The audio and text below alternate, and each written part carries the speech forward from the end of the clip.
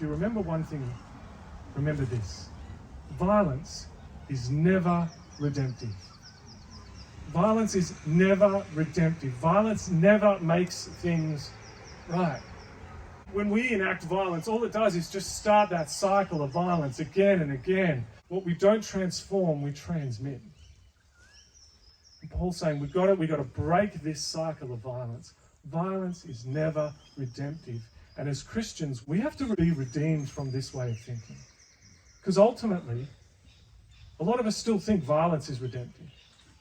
Even divine violence, friends.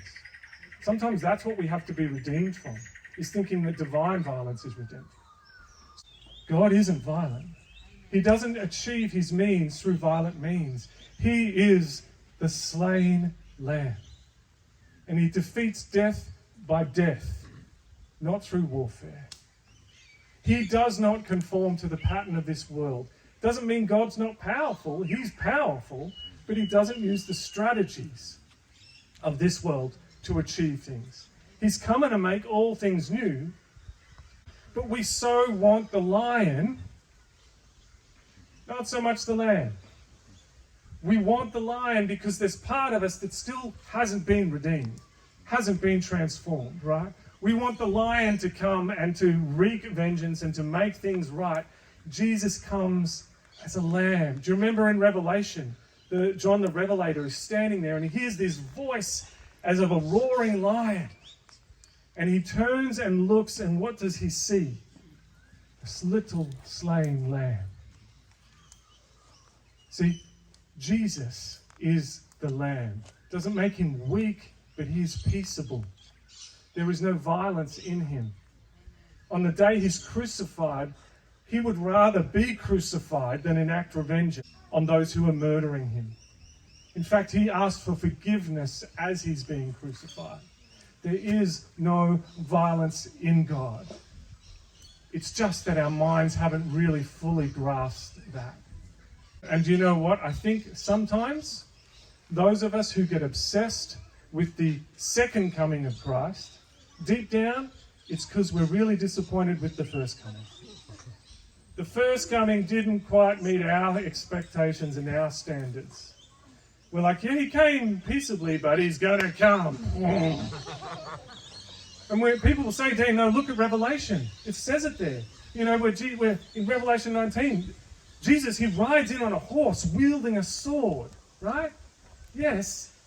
But the sword he wields isn't a weapon of violence. It's a word of truth that protrudes from his mouth, that divides soul and marrow, opening up the motivations of human beings, laying bare our souls. The word of the warrior come home is one of revelation and truth. It is not one of violence. Oh, but Dean, he's got a robe and it's dipped in blood, right? Yes, but it's not the blood of his enemies. It's his own blood. Right? It's harking back to Isaiah 63, the watchman's on the tower. He sees a warrior come back up the road and he says, "Who is this?" And the warrior says, "It is I, mighty to save." And the watchman says, "Where have you been?" And he says, "I have been treading the winepress alone. From the nations, no one was with me." This is a warrior who fights his battles with words of truth covered in his own blood. He's not coming to enact vengeance. He is the slain lamb, slain before the foundation of the earth. And until we can grasp that the way he's going to redeem this earth is not through the ways of warfare and vengeance and power and control, but through the ways of the peaceable lamb who takes on the suffering and restores and makes all things new. Until we can grasp that, our minds have not been transformed. We have not been renewed.